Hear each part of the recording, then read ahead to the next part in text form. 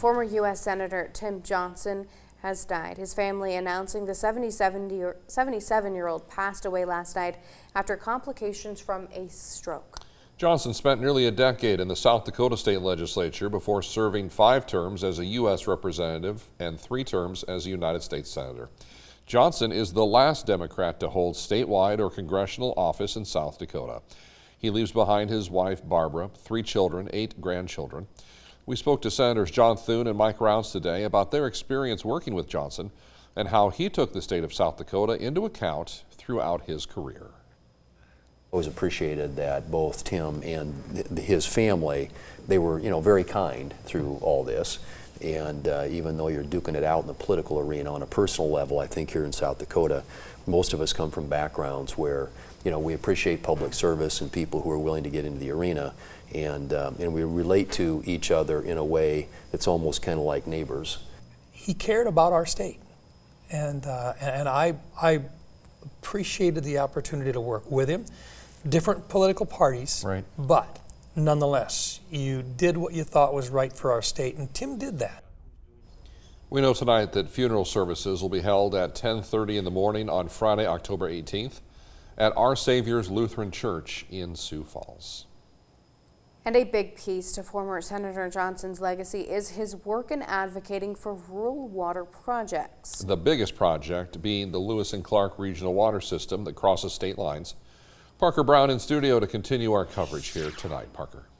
Brian and Andrea, Lewis and Clark Water Systems Executive Director Troy Larson learned about Senator Tim Johnson's passing along with most of us this morning and was both saddened for his passing but happy to have gotten to work with him.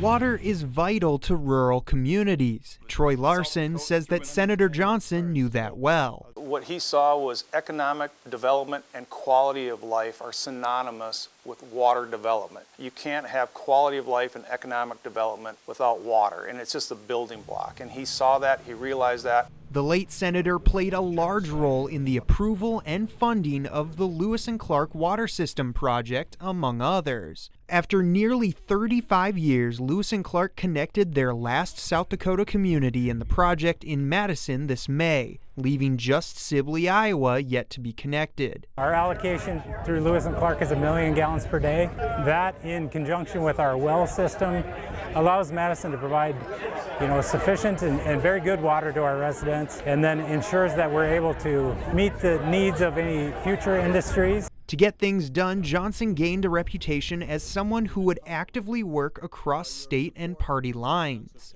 Larson says that it's a testament to Senator Johnson's character, which he saw while working with him. Certainly you see the division in Congress, and there are not too many politicians cut out of the same mold as Senator Johnson. He was South Dakotan through, and that meant treating each other with respect, dignity, rolling up your sleeves, getting the job done.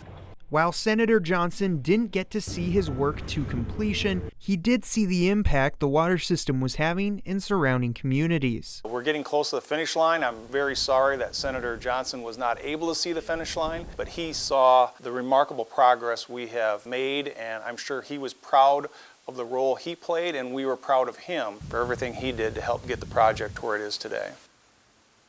Now, Larson says that he's heard from members who have said that the water system has been a, quote, godsend, especially during times of drought like we're currently in. He called it tangible results for Senator Johnson's work. Andrea. All right, Parker, thank you.